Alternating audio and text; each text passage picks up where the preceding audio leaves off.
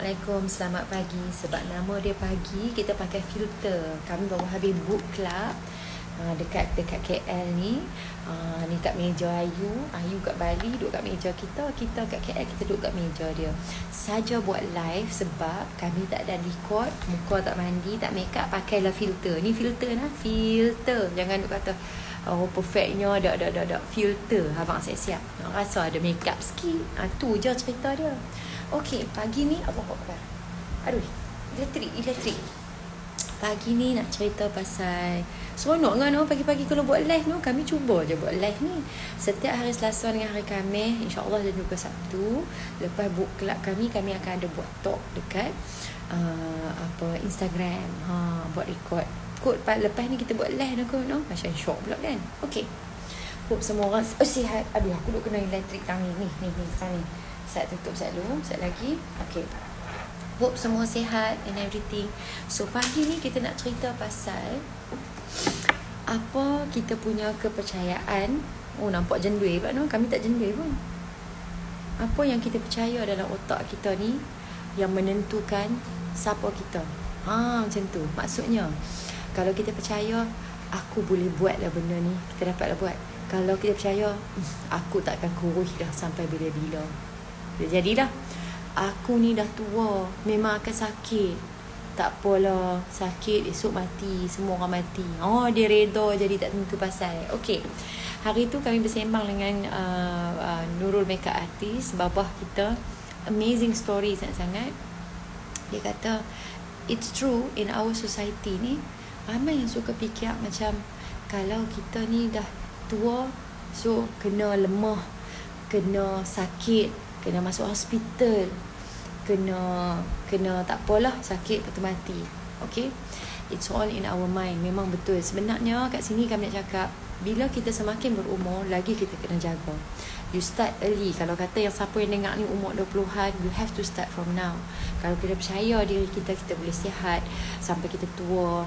Kita pasti apa, bila kita berusia, lagi kita kena sihat, lagi kena jaga diri kita. Why? Sebab kita boleh, kalau kita sihat, lutut tak sakit, tumit tak sakit, berat badan okey, kita aktif, kita dapat tak beribadah dengan baik? Mestilah dapat beribadah dengan baik. Pasal apa pula bila kita dah berumur, kita nak fikir kata dah tua lah, tak apalah, kubur dah panggil dah pun, nak mati dah pun. Pasal apa nak fikir macam tu? Memang betul kubur tu akan panggil tiap-tiap hari, tak payah tunggu tua pun. Lah ni pun kita umur hidup kita ni, setiap saat tu mendekatkan kita dengan kubur kita. Sebab kita move forward, bukannya kita move backward. Bukannya kita nak move backward tu nak pergi muda jadi baby balik, hidup lagi 1000 tahun. Kita pun bukan nama Nabi kan.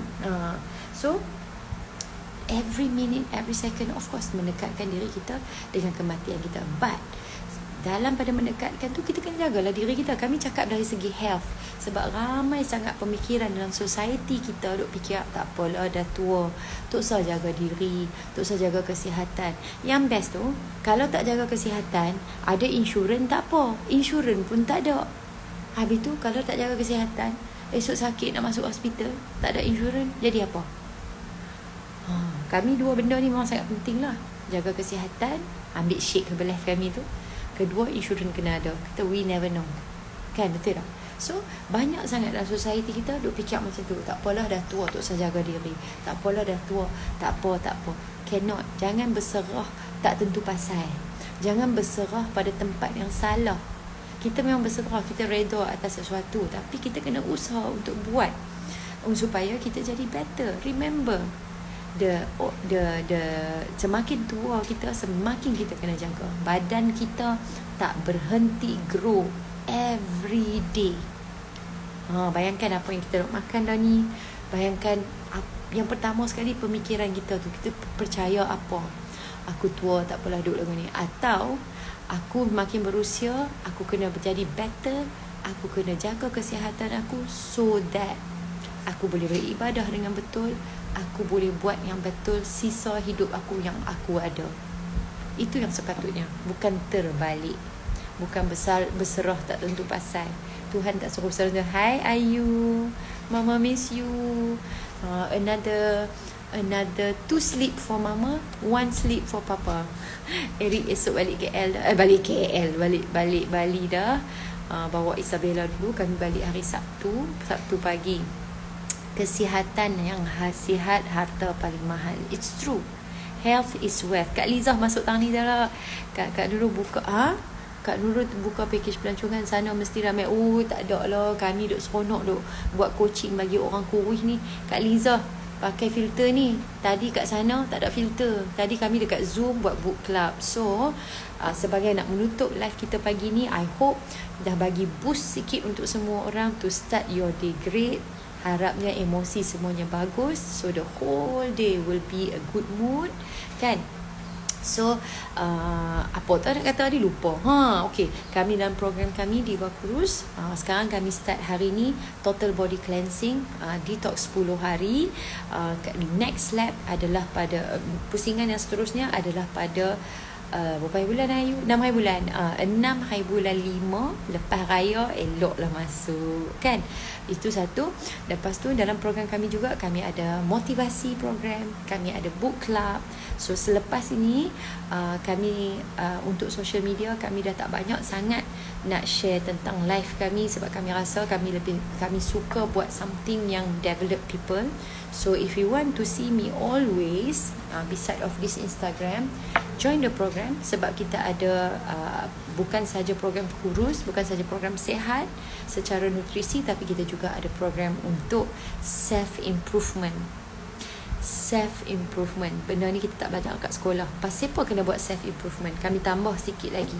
Pasal apa? Setiap kita dalam hidup kita, that was Zachary. Zachary yang cakap tu. Okay. Setiap kita dalam hidup kita, okay, kita melalui perkara, ada kalanya yang sukar, yang kita rasa macam yang sakit, yang meninggalkan kesan dalam jiwa kita, yang meninggalkan kesan dalam psikologi kita. Okay? Orang yang rasa untuk perbaiki, dia akan keluar daripada benda tu dan dia akan perbaiki diri dia menjadi seorang yang better. Setiap hari, remember, kita ada learning process kita kan. Setiap hari tu adalah pelajaran untuk kita. Kalau kehidupan kita terbawa-bawa dengan apa yang berlaku dalam masa lampau kita, kehidupan kita yang akan datang akan jadi tak okey. Contoh yang ramai duk cerita lah ni pasal Siti Bainun kan. Kami marah sangat. Satu, kami marah sebab dia gemuk, dia tak jaga diri dia. Okey? Tak jadi isu dah pula kan.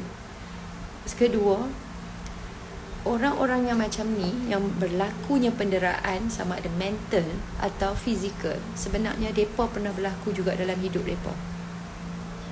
Bersetuju tak dengan kami? Orang yang dah berlaku dalam hidup dia ada dua jenis. Berlaku sesuatu dalam hidup dia yang sangat perit, dia belajar untuk keluar daripada keperitan tu dan jadikan diri dia better. Yang kedua, orang yang melalui penderaan mental, fizikal, dia dah rasa sakit, dia develop jadi defensif, jadi marah, jadi geram. So walaupun dia jadi somebody yang better seperti Siti Bainun ni, tapi dalam hidup dia yang sekarang, dia nak lepaskan kemarahan dia tu, dia buat semula kat orang lain. Lebih teruk pada buat pada anak-anak syurga ataupun anak-anak seperti Bella. So kami kesianlah orang lagu ni, marah sebab perbuatan dia, walaupun dia hanya menyuruh orang lain buat, tapi dia ada isu jiwa dan mental dia. Kalau manusia yang sangat tinggi kasih sayang, tinggi sifat kemanusiaan, takkan menyuruh orang lain mendera ataupun mendera sendiri. Kami kenal sangat dengan orang yang didera mental, bercerita pasal mental lah, penderaan mental yang paling teruk sekali. So ini yang berlaku.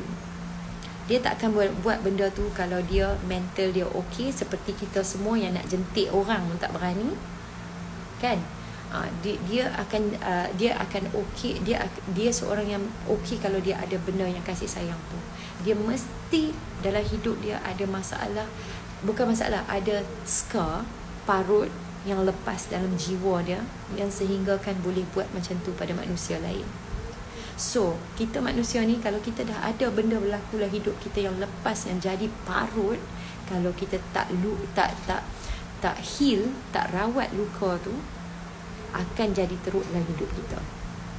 Ini contoh yang ada dalam ni. Kita nampak dah cerita Siti Bainun ni. So tengok, true, trap in past life, kata Pretty Cantik Auraku, panjang nama dia. Tu dia. It's true, you trap dalam kehidupan yang lepas tu, lepas tu duk bawa dengan you.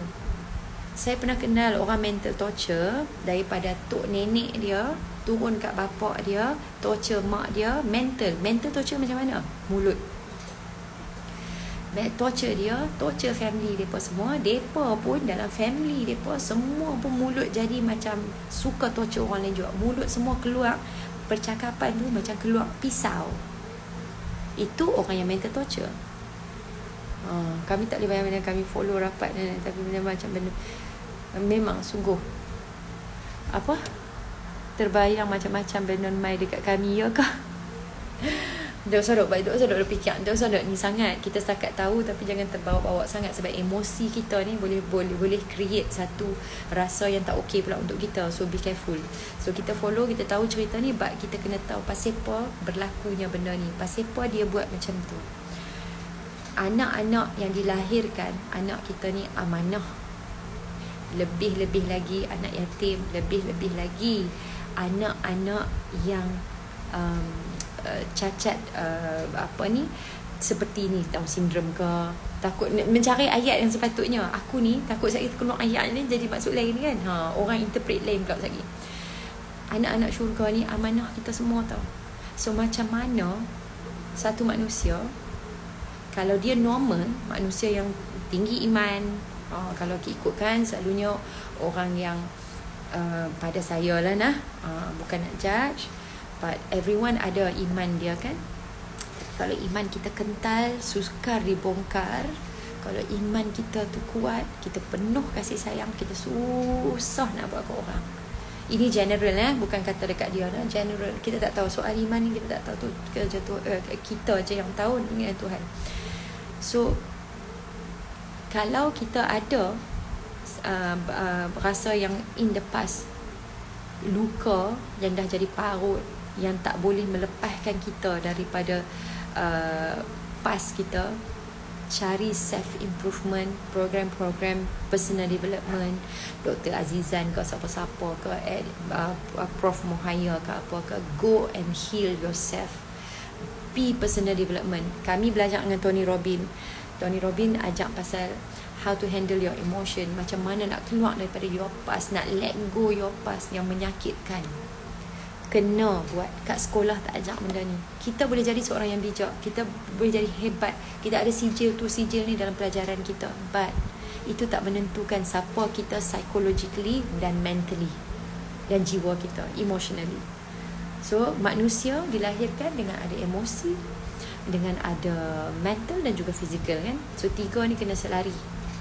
Kalau mental kita tak okey, jiwa kita jadi akan tak okey, emosi kita tak akan okey. Emosi kita tak okey, mental kita pun tak okey, fizikal kita pun tak okey. So benda ni kena fix diri kita. Cara dia macam mana? Kena pergi cari kelas-kelas self improvement. Agama perlu tak? Of course agama perlu. Agama is the basic kita. Yang kedua, kita kena pergi cari benda tu. Kalau dalam hidup kita dah lalui pergi sekolah rendah, sekolah menengah, pergi college, pergi universiti, pergi mana-mana, semua dah belajar benda tu. Macam tu juga untuk kita punya emosi dan juga kita mental. Semoga semua lepas ni akan jadi better.